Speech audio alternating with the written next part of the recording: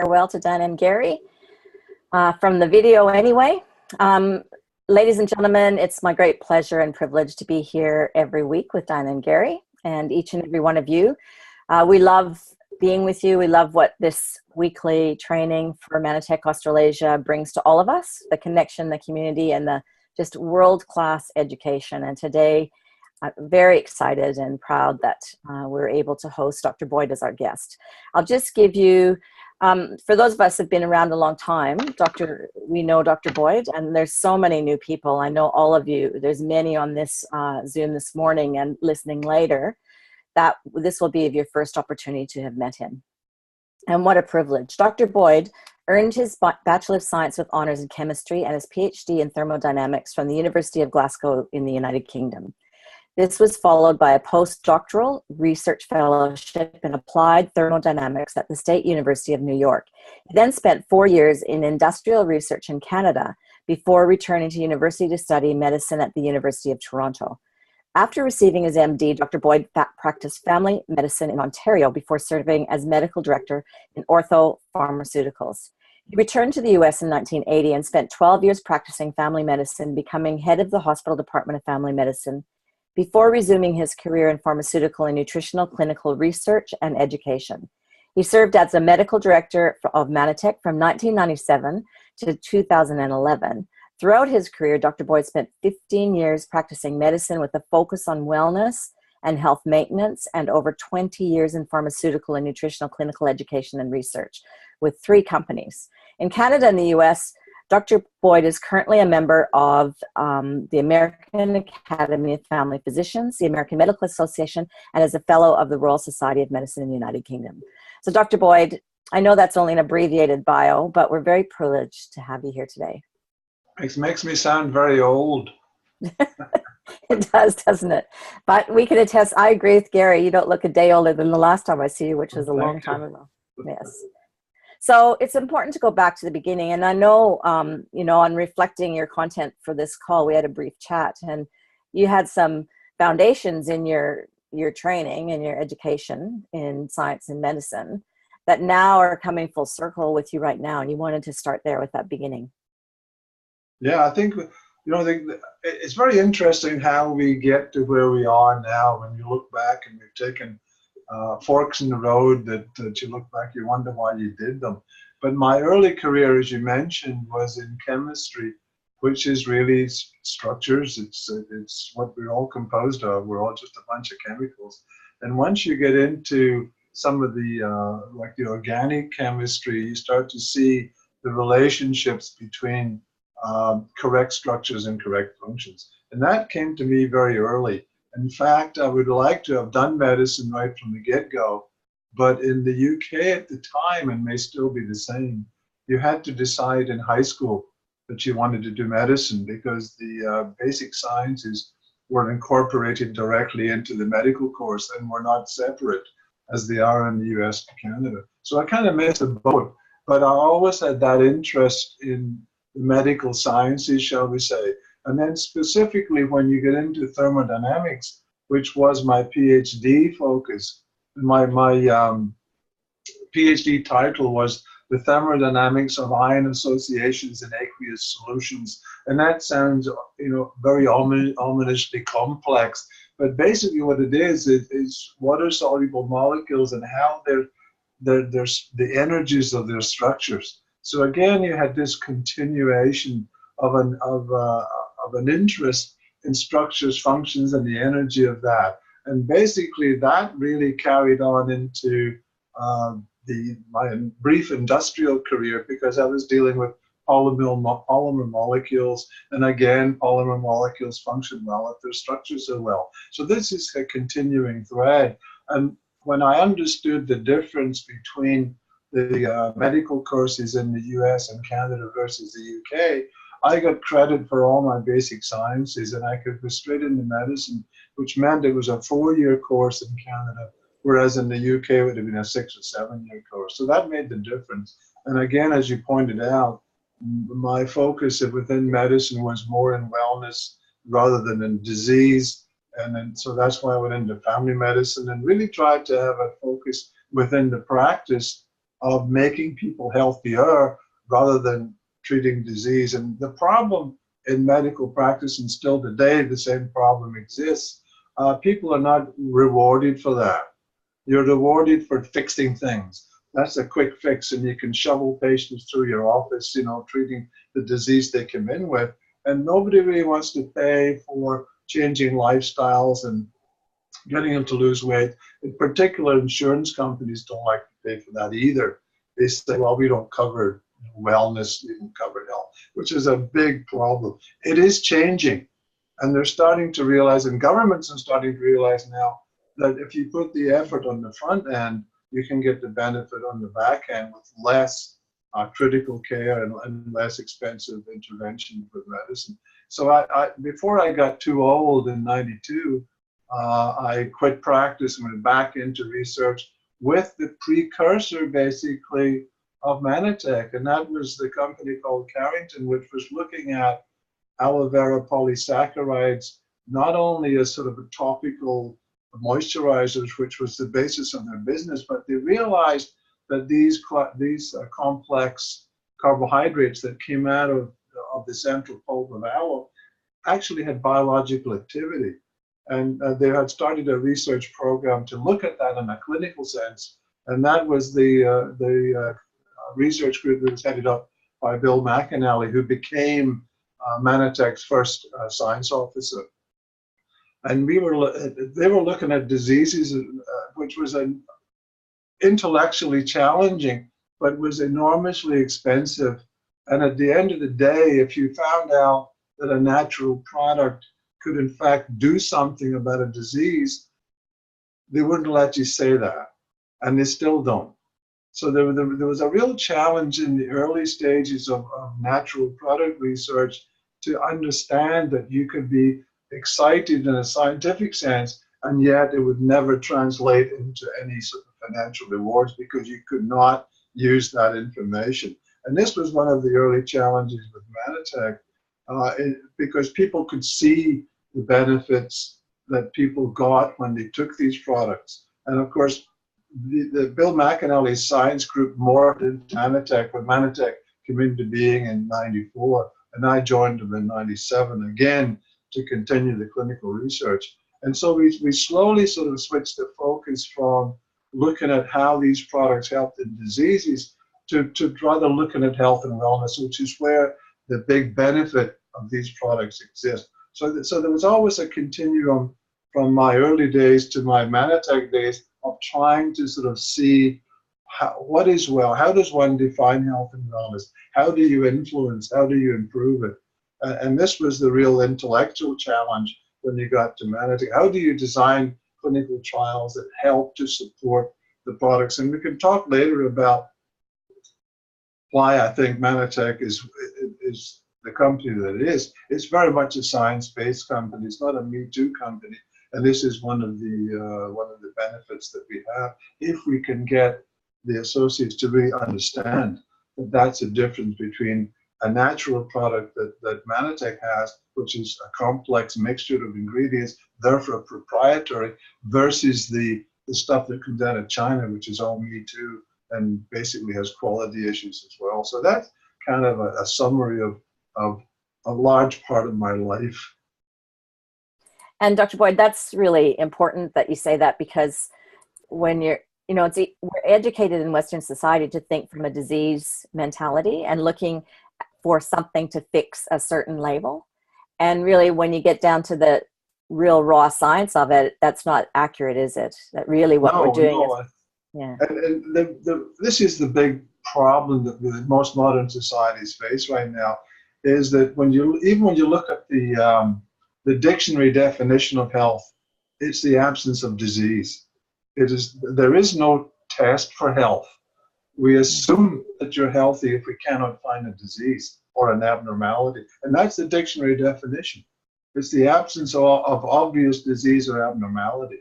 Well, the problem with that is if you just think about it for a couple of minutes, the problem with that definition of health is that anybody who's overweight, who's sedentary, who smokes, who drinks too much, and you can't find a disease in that person, then you say, well, that person's healthy. Well, clearly, that person is not as healthy as they could be. And so the challenge in wellness is how to sort of motivate people to do something before the disease shows up, because then they're motivated. And very often it's too late once they get it. The first heart attack that half the people get will kill them. So they get no second chance. Then they stop smoking and lose weight and start exercising, and then they become healthier, and the remainder of their lives, if they survive the first one. So the challenge that we in the wellness industry face is finding ways to motivate the person to understand that there's a reality to this, that they're maybe not as healthy as they think they are, and let's show you something that I think will make you healthier because you'll feel better. And as soon as you start having symptomatology that says, I feel better doing this, then it becomes self-motivating. And this is the challenge in our industry, to reach the individual, to try to personalize what we know as sort of insiders in the industry, that what we're telling them will be a benefit. How do you motivate that individual? And this is where the salesperson's skills come in, because no two people are alike, and what motivates one is going to be different from what motivates the other. And this is the challenge of the marketing of the message. And this is a lot of what you get as associates in training, is some of those issues. Whereas, people like me as the scientist can bring the scientific sort of approach to that, which complements the sales and the marketing and the product information and the reaching out and the communication one-on-one with the individual or the group. So I think the whole package that we have, there's excellent parts of all of them. But I think the science and the fact that we're a science-based company that has focused on health and wellness is, to me, a very powerful part of the message that we can take to the consumer, if we can phrase it correctly, and we can phrase it not as a treatment of anything, because we're not a drug, but as something that's going to influence health and wellness, and the ability to explain what that means to the consumer, and almost convince them, in a sense, that they're not as healthy as they should be, because they're not. Most people aren't. There's hardly anybody out there who follows strict dietary advice. I think it's about 5%, depending on whose study you look at, which means 95% of the people out there do not follow nutritional advice. And yet they know what they're supposed to do, but they don't do it. And that's the opportunity as well as the challenge.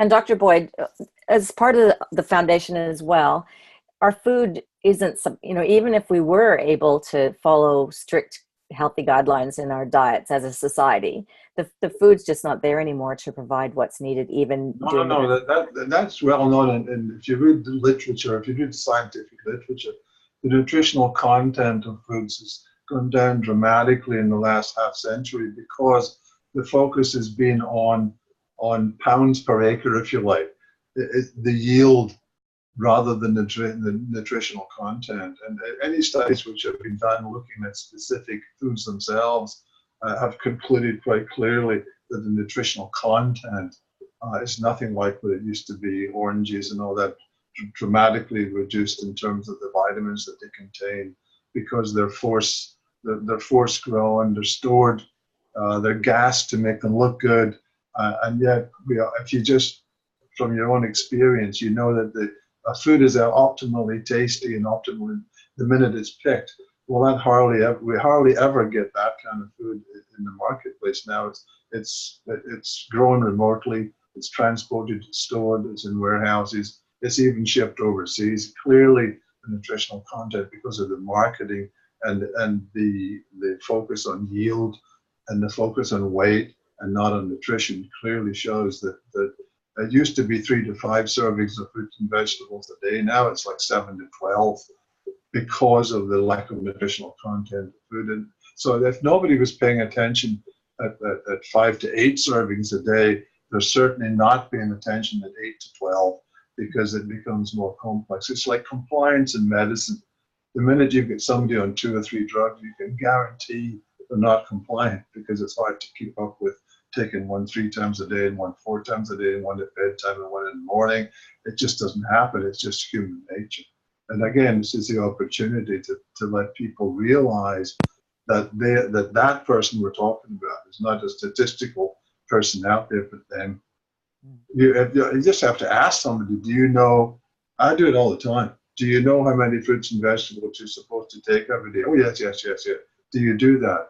Well, no. Then, so there's an opportunity right there. Well, let me tell you how we can improve your nutritional status, and let me show you something that I think will help you. And once we can help you and you can see it for yourself, that becomes self-motivating. That's the big challenge, is to get people to personalize information, to realize it's them we're talking about and not somebody up the street and not some statistic. Nobody's a statistic. And you have to sort of get at the individual. Statistics help you to create a message that that individual belongs to that group, but he may not be exactly the same as everybody else in that group. And this, again, is a challenge. So our food's a problem, and then our world, we can't probably go too in depth into this, but our world, there's other pressures that are unprecedented with toxins and stress. Okay. So Yes. all those combined, would you say that, our health is at most risk, and it's probably the most opportune time for us to be being proactive about that? Well, I mean, everybody knows that the world is becoming more polluted. We're talking about, increasing carbon dioxide in the air, and almost everything that you talk about is negative in an environmental sense, whether it be some secondhand smoke, stress in the workplace, too much sun exposure, airborne particulate toxins from cars, and all of that creates oxidative stress.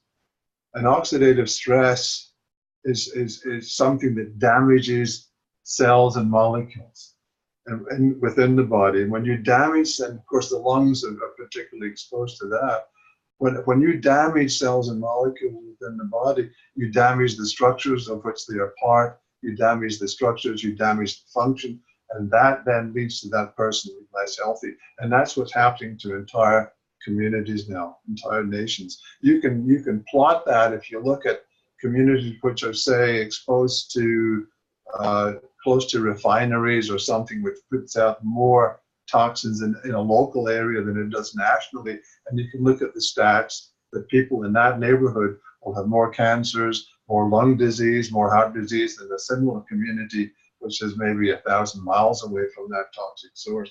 So we know all that. We know all that, and yet there's a fight. Of course, there's an economic fight against doing something about that, but then that creates a greater need for the individual to do something about that. And it's not often easy to move away from where the smokestack is, but you can probably use more antioxidants in your diet. And if you're not eating them, well, supplement them. Supplement them. And here we've got something here. Here's the evidence that it works. And so, but again, when people don't see, we hope that they'll get a symptomatic response when they do something right like that, but they may not. So there has to be an intellectual component, that you understand why they're doing this. And this is, again, is part of the sale, as well as the marketing. The product has certain attributes. You've got to personalize it to that person. And then you got to convince them it's not a drug that fixes something. It's a lifelong. If you don't change your diet, you need the supplement lifelong. If you change your diet dramatically for the better, yeah, you may need less supplements, but you're still going to need them.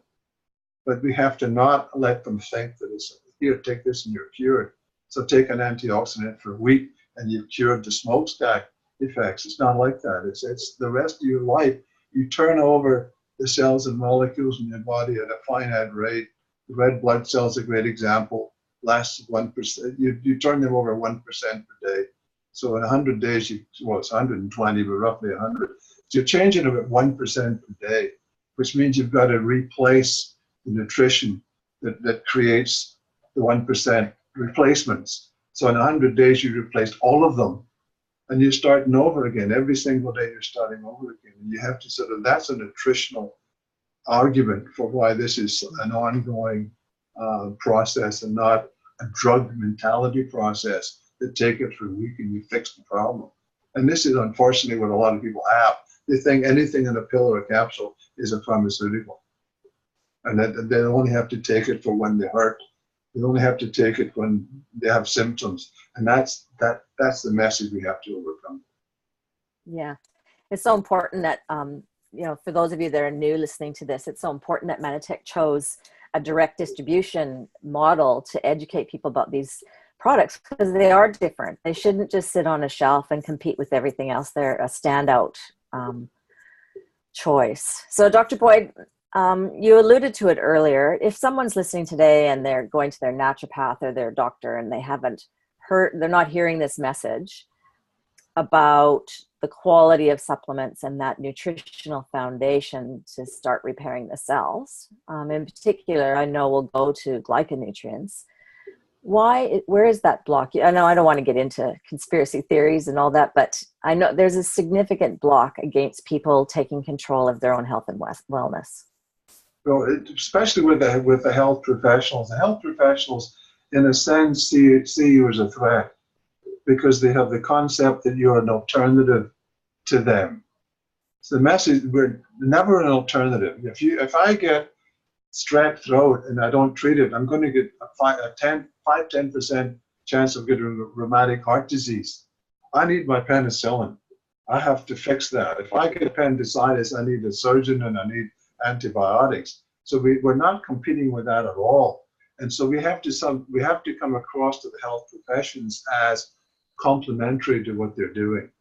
They know that their patients are not eating correctly, but they don't see it as their prime function to take on that challenge. It's very time consuming, motivating. So this is why the one-on-one works. You guys, the association in the field, yourselves in particular, who are the leaders in the field, you know that you have to sort of reinforce and reinforce and reinforce the message until somebody gets it.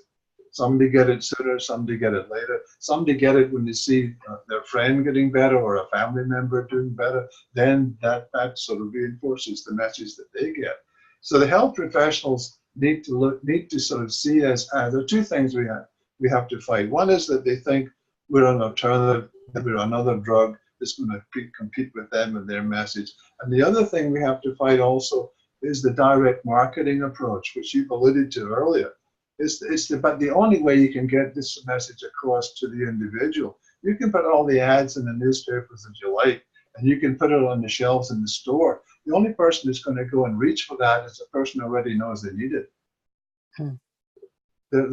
We are looking at the rest of the population, the vast majority, who don't quite get that they need that. This is where the education comes in, and this is where the one-on-one comes in. So that's why this is almost the only business model that works for this kind of message. You just can't put it on the shelf and sell it in the store.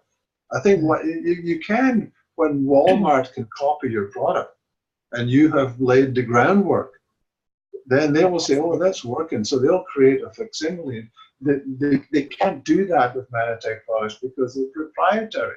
They're not a single thing they're not a single chemical that comes from China that somebody's shown that works, and they say, okay, well, I'll put it in the Walmart shelf. They'll steal your business in a heartbeat if they see that it's successful. But we have complex mixtures of product. They're derived directly from foods. We're not sort of synthesizing them in a lab. It's what nature made we take, and we then show that it works, we then show that it's safe, and then we put it out there in a pill form. But that doesn't mean it's a drug. So we can never talk about it as a drug. It's another way of giving a nutritional component and adding that to the diet. And the other good thing about doing that is that it's a way of standardizing it. It's a way of, and it's the only way that you can do research. How can you do an apple study? You know that apples are beneficial, but how do you do an apple study? Because an apple is different in Australia than it is in Japan, different in North America. So yeah, well, your apple works, but maybe my apple doesn't work, or my apple works, maybe your apple doesn't work. It's almost impossible to do food studies because of the complexity and the variability and the compliance, and how do you measure it? How do you know they took the apple yesterday?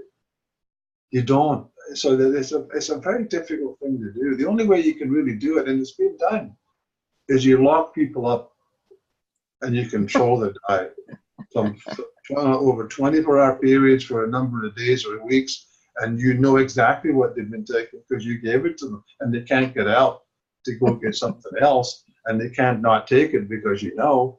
And that's been done, but it's incredibly complex. And so that the only real way you can do the science like that is to have something that's the same every time you take it. It's in a capsule, it's a pill, it's a powder, teaspoon, whatever. Then you're controlling the amount, you're controlling the ingredients, and you can also, if you want to really do a good scientific study, you can count the pills in the bottle when they come back for the follow-up visit, which is what you do to test for compliance, to see that they take it. And then you can do sort of meaningful statistical type studies. And this is what Mannatech has done, which makes us, I think, unique just about in the industry, that we've got a proprietary product that enables us to do that without somebody else stealing the data and saying, well, we're the same. And also, you've got standardized amounts in the capsule through the processing and the preparation. And then you know that if you do a study with, say, an Amritose capsule in Dallas, Texas, or Melbourne, Australia, it's the same ingredient. It's not like a different apple in a different place. And then you can pull those results, because that's what makes science, it makes it more believable when you've got different people coming up with the same results with different populations. And this is also what Mannatech has done. So those are the two big challenges with health professionals. Don't compete with them. You're complementary to what they do. And this is nutrition and not a drug. And our business model is the only way to reach the individual and motivate them to make a change in their diet through appropriate supplementation. And they'll often ask, what is the active ingredient in your product? This is the drug mentality. And so I usually counter that and say, well, what's the active ingredient in an apple? And I've had conversations with very skeptical health professionals, and they said, well, where's your randomized placebo-controlled trials? Because that's the drug mentality again, because that's what drugs have to do to get licensed to be marketed for whatever it is they're marketed for. What's the active ingredient, and where's your randomized controlled clinical trial? In fact, it was in Australia. I think I had a telephone conversation with a skeptic many years ago, and I said, do you recommend that your patients take 5 to 8 servings of fruits and vegetables every day? Do you agree with that? Oh, yes, of course I tell them that. And I said, well, where's your randomized controlled clinical trials that tell you that? There are none. And, oh, well, okay, yeah, I sort of get it then. But we do have randomized controlled clinical trials, because you can make a placebo for a capsule. You cannot make a placebo for an apple. What are you going to give them, a wax apple and say this is the same as a real? You just can't do it. Another challenge in nutritional research is how do you control for the active group versus the non-active group. So what you do is you tend to look at populations. This population is doing that, and this population is not doing it. So we'll compare the results of those populations. But you're not doing a randomized placebo-controlled trial. You're doing population studies. With Mannatech products being unique and processed the way that they're always the same, you can do studies like that. Fantastic. So, ladies and gentlemen, we'll never apologize for our business model. It's it's right livelihood. It's an ethical career choice for those that it's right for. But Dr. Boyd, we really need people in the field like us, people out there praying for solutions. And I know you've got for myself, I can speak 20 years, the lived experience of how Amritose has impacted my life. I'd never go a day without it. I'd never let my kids go a day without it. And it's my dedication to make sure that anybody around me knows about that and has the opportunity to make an informed choice for themselves as well. And that's where it's so important in the way Mannatech has chosen to bring this technology to market. And of course, we've got a database of the clinical trials that have been done. And it's all published in like the European Journal of Clinical Nutrition. These are peer-reviewed journals that the science is in. So that anybody who's sort of skeptical about being a science-based company, you just have to sort of say, well, here's what we've done. Look at it; it's been published, and a lot of that is, being controlled, which gives you statistical outcomes. You've got to have a control group to get statistical outcomes. Otherwise, you've got what's called an open label study. You could somebody before and then during and after they did something, you can measure that. But the placebo effect is where if somebody thinks it's helping them, then it may well help them, even though there's no scientific basis that it helps them. We call it a sugar pill. It's not a sugar pill. It's something that's not supposed to do anything, and you're comparing your active with that one. But you can do that without having a placebo. You can look at two treatment groups, one doing one thing and one doing the other. You can compare them, and then you can get.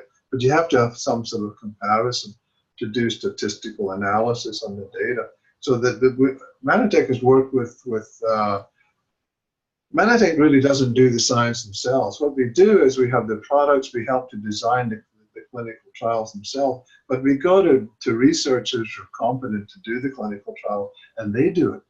Mannatech doesn't see patients. We work with universities and research centers just in exactly the same way as pharmaceutical companies do. They don't see patients either, but they work with researchers and clinicians who do. And we've got the patient population to look at whatever you want to look at. And so you have what's called a research question. What do you want to know? What do you want this product to, what question do you want to ask that this product can do? And a couple of the ones that come to mind is we looked at college students, we looked at mental aspects, brain health, if you like, the ability to make calculations and whatever. And we saw through brainwave analysis that it looked like the students who were at a stressful time taking exams, it looked like they were more alert and attentive on the basis of brainwave analysis before and after they took Ambrotums, it was back then. And then we said, okay, it looks like the brain's working a little better on Ambrotums. So we did another study on an older age population, which is where the brain starts to naturally decline. Because we all know it does. You start forgetting things. You forget. You go into a room and you forget why you went there. I mean, we kind of all start to do that. And so we looked at the older age group and we found that they were improved as well. So one of the things you can say to people, if you've got a brain, well, I've got something to make your brain work better. We've all, so, and the research is showing that the products work in a wellness sense, not in a disease management sense. And that is something that I think everybody can relate to once you get the right sort of situation and the right data. We've done, and I think all of those studies are on the website somewhere, Mannatech website someplace. And I think it's important for associates to be aware that it's there. I don't think you have to sort of go in and wave papers at people and say, look what we've done. But as I keep telling people, when you're especially talking to somebody new about the possibility that they might be interested in what you're trying to tell them, the first thing that they evaluate is the messenger. Does the messenger believe it? Because if you can't pass that smell test, it's like the used car salesman selling the old car he knows is bad. If you can't pass that smell test, you're not going to be really successful in one-on-one conversations with anybody. And I think being aware that the companies put this kind of effort into backing the products with not only efficacy studies, which it means that they work, but every time you do a meaningful clinical trial, you're also measuring safety. So a good clinical trial will give you evidence not only that it works, but that it's safe. You're collecting safety data as well as efficacy data. And I think the more that you know that the company has done that, it's expensive. You're dealing with research centers in London, research centers in Belgium, research centers in Australia. We did the antioxidant study in Australia. And that costs money because you have to pay the guys to do it, and you have to pay the participants often to participate. And you've got to pay for the products, you've got to pay for the analysis and all that. So I think the current estimate in the US, which is one of the, of course, more expensive places, to get a new drug to market now is $1 billion. Wow. B with a billion with a B. And because they've got to pay for all the ones that don't work, they've got to pay for relaunch and all that kind of stuff. And so clinical research, meaningful clinical research, and not just somebody making it up and doing a little anecdote and saying, oh, it works because it worked in this one person, is very expensive. So to the company's credit, they have made that sort of effort. They wanted to do it because they knew the products were unique and most likely would work. And then you find the right people to do it, then you pay the money, and then you hopefully at the end of the day have a study that's worth publishing. And I think we've got a whole host of them. And that's something that I think the associates should pay a little more attention to, just to prove to themselves that they're doing the right thing and trying to market these products, they're doing the right thing and what they're telling people that there's evidence that it works. I've always felt this. It's something I think we've underused, just because that's my bias. I've been involved in the research side of that, and I believe it. And I know the people we've worked with, we could always, whenever we get anybody to visit the head office in Dallas and show them the reality of the research team and what we were trying to do and who we were working with, always impress them, always.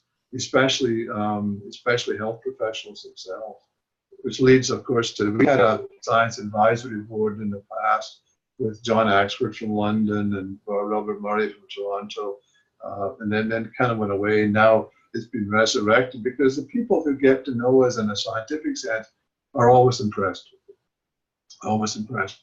And I think it's something that we took pride in, that we had something to offer them intellectually as well as practically, as well as involving them in the development of the clinical trials and also the participating in the clinical trials. Yeah, we've got a great message, and all parts of it I think are good.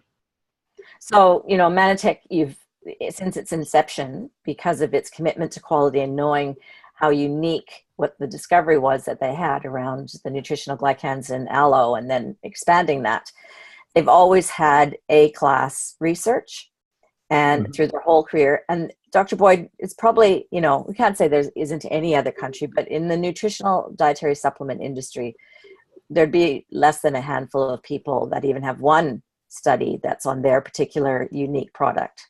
Yeah, Never well, mind. most of them are just me too, and they sell in price and marketing and glitzy whatevers. And most of the stuff, unfortunately, comes from China because it's cheap. And yet we know from reading the media that there are quality issues. And there have been some products which have clearly been adulterated, where drugs have actually been added to them to give an effect that they're saying the nutritional ingredient did.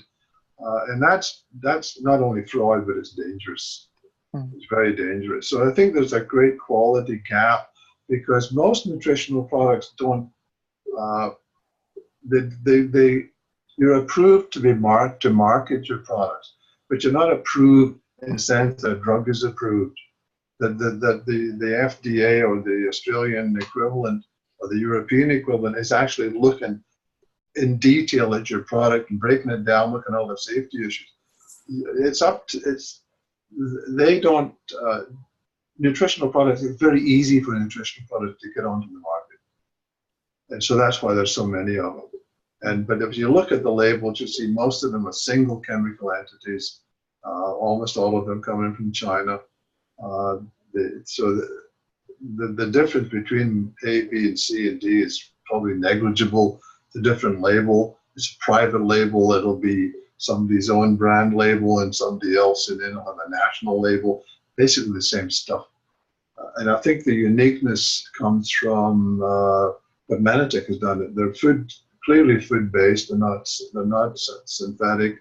You're taking what nature gives you, you're trying to process it in a way that takes out anything you don't want. For instance, in the aloe vera story, when anybody says, well, I've taken aloe vera before, and this or that happened, I sort of stop them and say, well, what do you mean by an aloe vera product?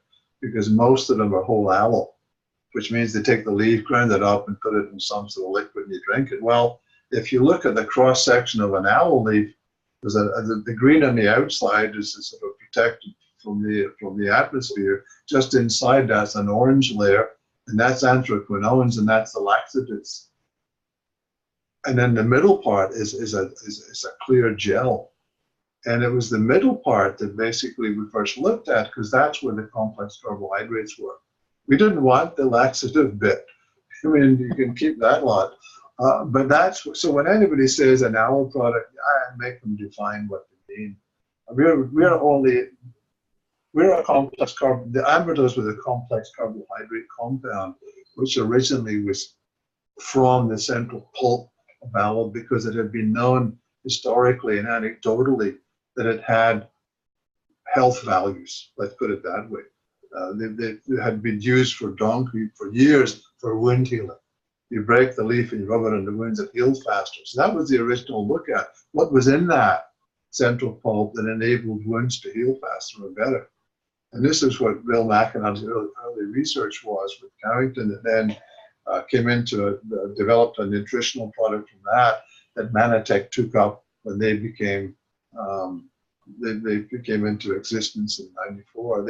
They took that same science and developed it into further expansion of the product line. But so that's the only thing that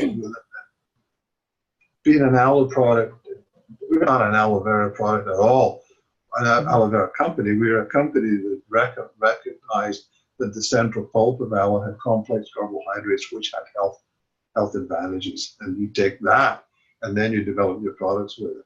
So some other company that said, well, we're also an aloe vera product, we can do the same thing. That's nonsense, because almost always whole aloe products, and they've got laxatives. And historically, that's what people used aloe vera for, the laxative effect. Well, we're not interested in that, unfortunately, in Mannatech, or fortunately. So, Dr. Boyd, we've got about 15 minutes left. I wanted to touch on anything that you can outline on the Global Scientific Advisory Board to expand so people understand what that is, what will bring Mannatech in the future. And then I wanted to finish with just a bit, obviously in a short call like this, we can't cover all our technology, but I wanted to cover ambertose and its generations and going into the future. So can you expand on the advisory board now? There's some pretty prestigious. As I said, we had one before. What we did initially is you're looking for people who get expertise in the areas that you want to develop products into, which means their clinical experience is in some patient or population mix that has issues that you think you can help. This would be the sports, for instance, joint injuries, muscle injuries, this kind of thing. So you look for the people who can help you do two things. One is develop thought processes which leads to new products specific to certain areas. And secondly, to then feed back to you what they think about what you're doing in a research sense. So it's like a two-way street. We want them to look at what we're doing and advise, which is the nature of an advisory board. And we want them to have input into where we go from here. And so we've got currently, with the current advisory board, I think there's at least 2 studies ongoing that are probably going to end up being published, which will be in the wellness, not the drug side, not the treatment side, but will be in the wellness side. How do we make people healthier, and how do we measure that when people take the product? And I think there's a couple, I don't know which stage they're at for sure. I think we'll find out when we go to Manifest, and maybe there'll be announcements as to where we're at. I think there's papers being reviewed right now. And these are people that are part of the Science Advisory Board. So you've got 2 things to look at. We want them to look at us and tell us what they think about what we're doing, particularly in the science side. And we want their input is to say, well, where do we go from here? And can you help us? If they come up with unique thoughts, because they're out there seeing the real world of people. And so they'll say, well, I think you should look at this. And then we'll look at the evidence. And so you'll develop in an ongoing sense their input to help you move forward in product development, and also move forward in in how do you look at this scientifically. It's something that pops out because you cannot, and nobody can do clinical trials on all of the products. There's just not enough money in the planet to do that. So you want to look at your core products, and you want to look at something new that's coming along. How can we show that we can differentiate that from any competitor out there, or how can we improve on what we've got right now? And that's what the Science Advisory Board is all about. You've got different inputs from people who have different experiences, different clinicians, some who see this group of patients, some who are a different group of patients, some who like Emma Roca from Barcelona, who's an elite athlete, who's in the process of doing, or maybe she's completed a PhD thesis on this very sort of research stuff that we're talking about. And those things, they'll end up getting published, and then they'll be ready for the world to see, especially our associates. And again, this body of information it's a living body. It's expanding. It's moving forward all the time. It's not a static thing, and we're not expecting. I say we. I mean, I'm now no longer an employee of Mannatech, but we, meaning I've been on the inside. We're not looking for them to pat us on the back and say, yes, you're wonderful. There's a real need for critical evaluation of what you're doing in product development, and a critical evaluation of what you're doing in a research sense. If you want pats in the back, then the Science Advisory Board, go get somebody who's a flamboyant talker who'll tell the world what you want them to tell you, what you want them to tell the world, and that's not what we're all about. And we had professors from Toronto before, professor of the University of London. I mean, and one of the things that I think is important for all of us to get is one of the most precious things that a scientist has is their reputation. And that can go in an instant if they're a fraud. And so you get people who are going to tell it straight, and they're not going to go out there and lie for you because their reputation's at stake. So that I think, as I said earlier, once we get people to come inside and see us, they're very impressed and they want to work with us, and that's what the Science Advisory Board is all about. And I hope you'll get to see most of them at Manifest, and that'll be out there on the web for people to look at. The real people, real expertise, experts in their field. We want their input, and we want them to help guide us, and that's what an advisory board is all about. And they're all independent, of course. Excellent, excellent. And for those of you listening today, all those details can be reviewed on mannatechscience.org, so mannatechscience.org. And Dr. Boyd, I'd like to finish. So everybody listening, we've got a whole range of really amazing technology, from fat loss to specialized nutrition. But I wanted to, we started with glyconutrients, and I know we have a new ambertose coming that's taking advantage of all these advancements in science. So we have had a question. I just want to say that's a really important question. I want to acknowledge it. So there's a person that's asked, she's got a friend that she just really wants to help them with this technology, and they're on medications for heart disease and cholesterol. And her doctor is advised against taking any supplements. So Dr. Boyd, we never go against the advice of a doctor, but I know as a patient, and I'm an ex-ICU nurse, so I tend to transition to doctors who will work in partnership with me for my wellness and my healthcare. So, I work with doctors that if I need a script, I get one, and I take my own advice on my nutrition. But I also find a doctor that can advise me on actual real nutrition, what it is, as opposed to a blanket rejection of all supplements. So as a medical doctor, what would your advice to this person be? As you say, it's really difficult to get in between the doctor and the patient. That is fraud. That makes it, if it's done incorrectly, then the doctor becomes your enemy. And often the best you can get out of doctors is that they're not your enemy. They may not be your friend, but they're not your enemy. I think that if you could, it's the same as the doctor saying, well, you shouldn't eat an apple when you've got this health issue. He's still looking at it from the drug point of view, that this is something that's going to interfere with the therapy. It's like, you're going to give my patient another drug. and it's hard to get across that. It's hard to get across that you're a nutritional product, you're not a pharmaceutical. And so it's a very difficult thing because it depends on their receptivity to the message that that this is health maintenance. We're trying to make the person healthier with their disease. We're not trying to interfere with therapy. We're not trying to treat anything. We're trying to make the person healthier in every regard. They've got heart issues, yes, but they still have an immune system. They still are exposed to oxidative stress in the atmosphere.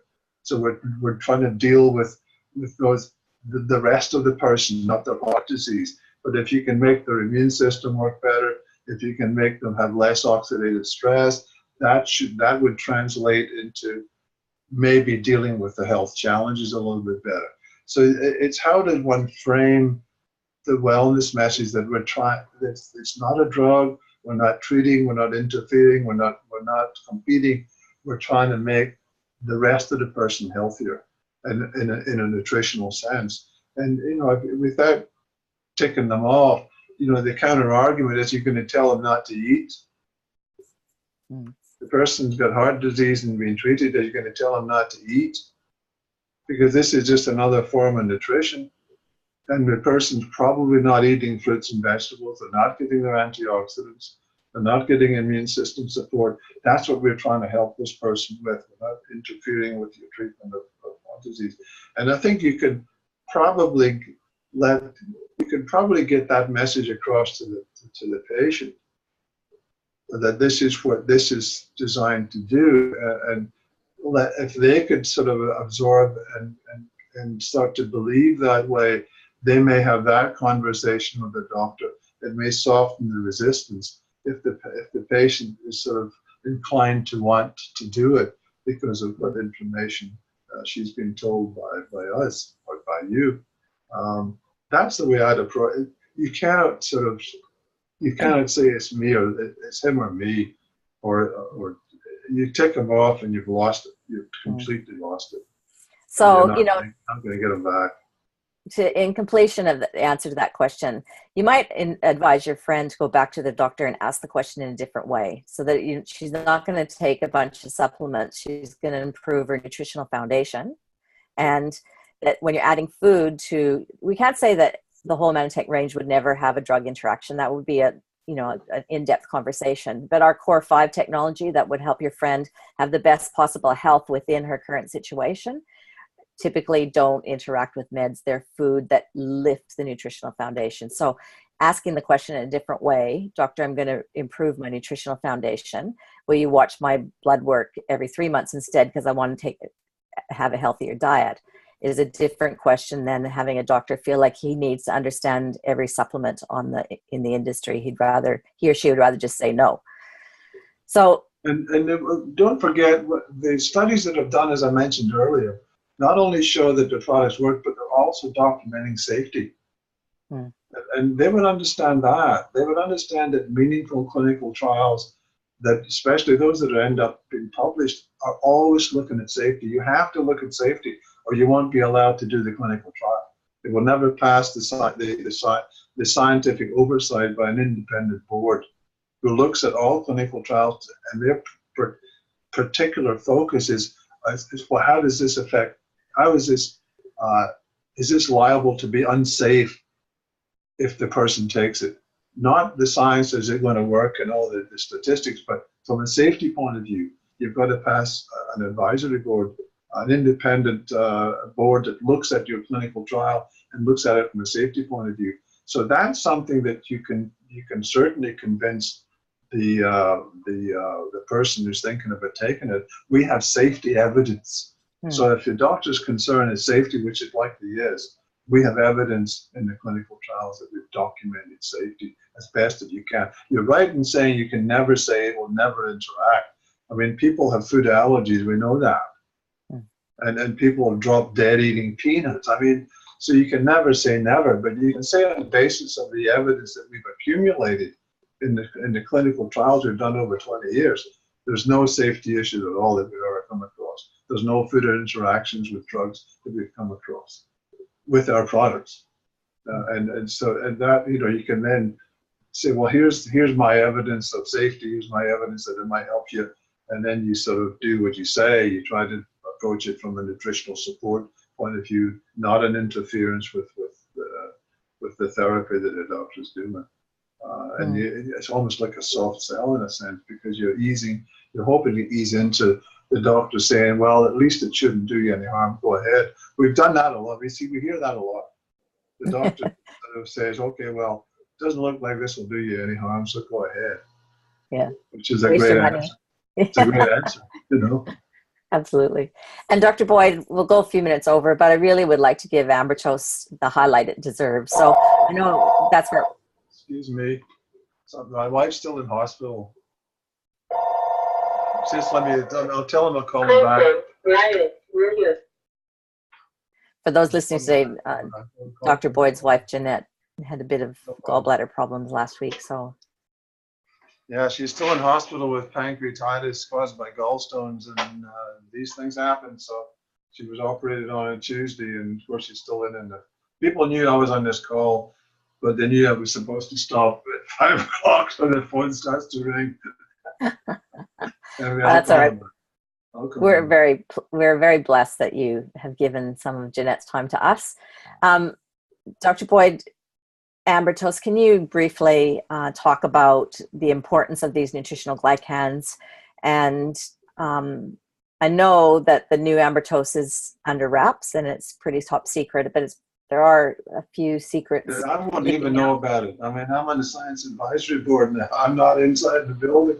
Yeah, if you go back a little bit historically, I mean, we used to think that proteins were the most important molecules in the body, and of course they're important. And we used to think that carbohydrates were sort of an accessory molecules that provided energy, and really were. In the last couple of decades, we've realized that the carbohydrate, almost all proteins have carbohydrates attached to them. Almost all of them. And the carbohydrates seem to be an integral part of the three-dimensional structure, of creating the correct folding and the three-dimensional structure of the protein. And it's that structure that has functions.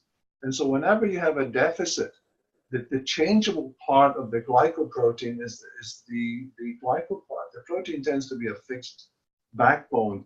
The changeable part is the glyco part, and that's what creates the correct structure. So we've actually done studies that looked at changes in the glycosylation of proteins in healthy humans. And we've shown a significant measurable change in the glyco part of glycoproteins in healthy people after they've consumed Ambertose. And that's the first time anybody, as far as we know, has ever looked at structural changes with nutritional intervention. And of course, the nutritional intervention we're talking about here is the addition of Ambertose to the diet. So it's not a drug effect that does anything to a disease or whatever. It's a nutritional effect that changes a structure within the body. And this is hugely important because it diffuses a lot of the arguments that used to say, well, you're just functioning like a sugar pill.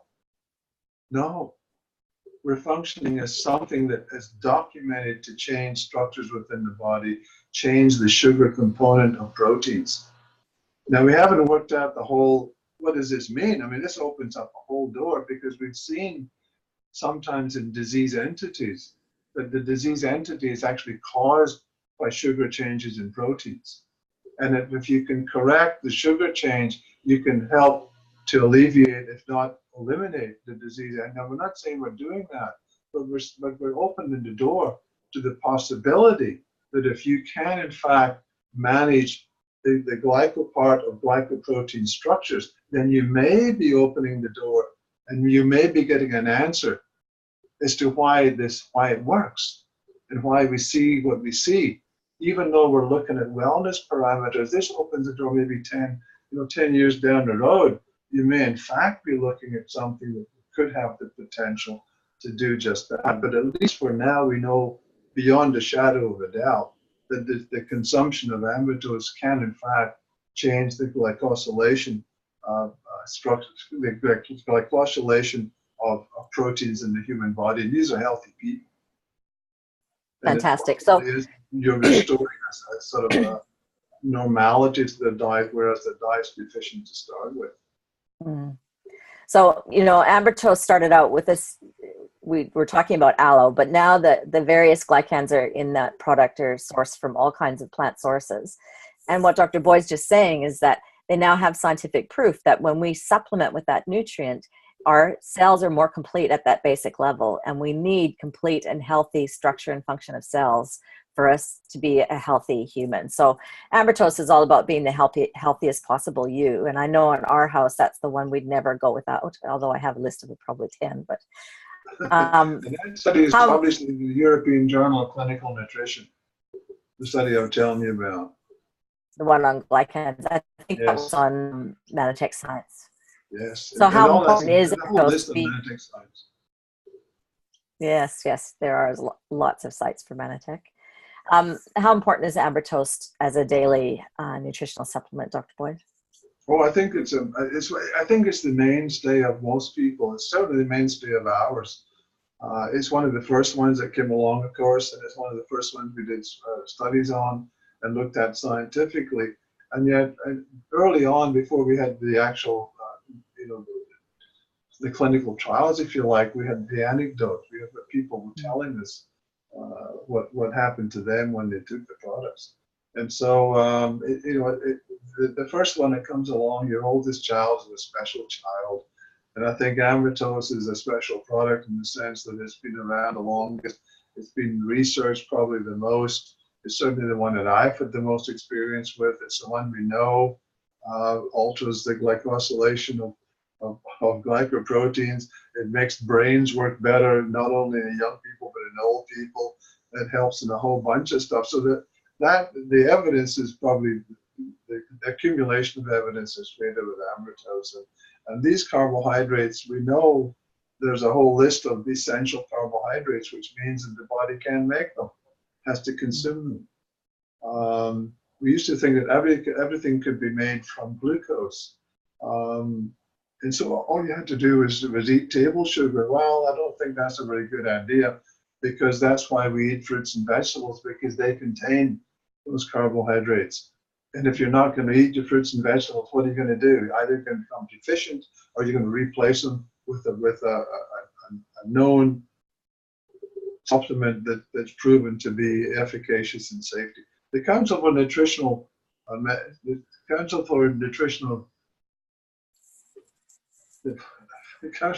Responsible Research, I think it's called, came out with the 3 pillars of health. One was that a healthy diet.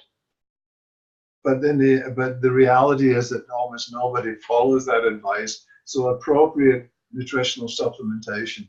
What is appropriate nutritional supplementation? This is research. So this is organizations talking, not Mannatech.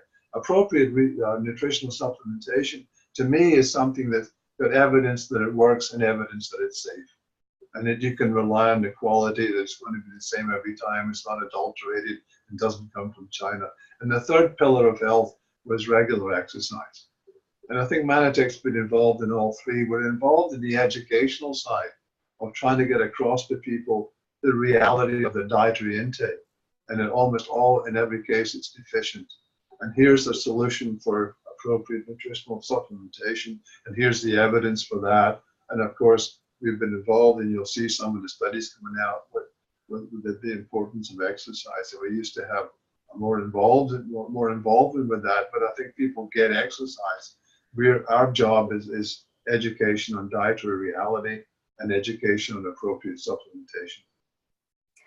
So, Dr. Boyd, 2 questions in closing. How proud are you to partner with Mannatech again? And where do you see us going in the next 5 to 10 years? Well, yeah, very much so. I mean, this is something that I started. The original Science Advisory Board, I started. I saw the value of getting this outside input we talked about earlier. And then it kind of went away. And so then I sort of went into semi-retirement and sort of stayed in contact with no 9 to 5. And then I was so happy when they started it up again and asked me if I would become, I am this sort of outside I'm the vice chair of the Global Science Advisory Board. Dr. Nugent is the inside chair. I'm the outside chair. So we have it, and of course, almost every other member of the Science Advisory Board is not a Mannatech employee. The only person in the Science Advisory Board who is Dr. Nugent. The rest of us are independent outsiders with enough knowledge, I think, of the company, the products, and the areas we want to work in to have input and guidance going forward. So I think what you'll see going forward is product development, that we find out more and more about what is needed, and you develop the technology to create products that fill that need. Again, going back to appropriate supplementation.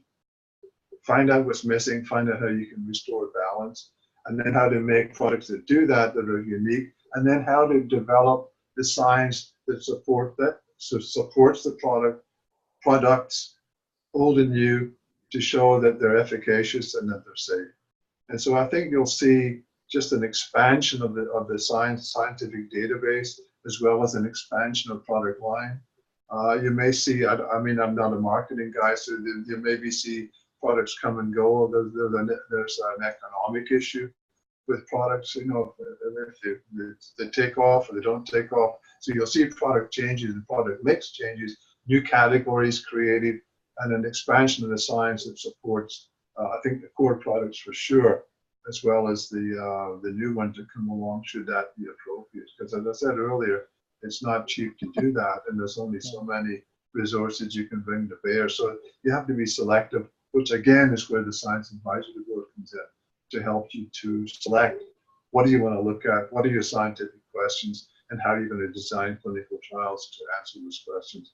Yeah, it's great to be a part of that, and look forward to Manifest, to getting to see everybody again. And what I would like to see a company do, and I've told them, I think they should use the Science Advisory Board a bit more as a resource to maybe be in the field a little bit more.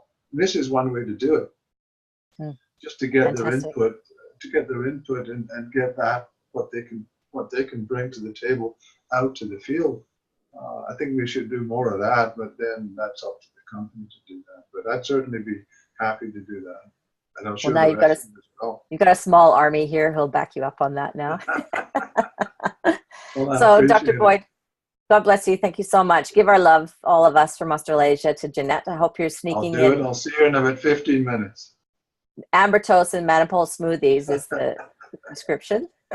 Yes, absolutely. We have that. Yes. Oh, good. Well, thanks for having me on your call. It's been great. Look forward to thank you. And ladies and gentlemen, it's Dr. Nugent next week on a different link, remember, everyone. So Dr. Boyd, have a good evening with Jeanette. Thank you very much. Thanks, everybody. Goodbye. Bye-bye now.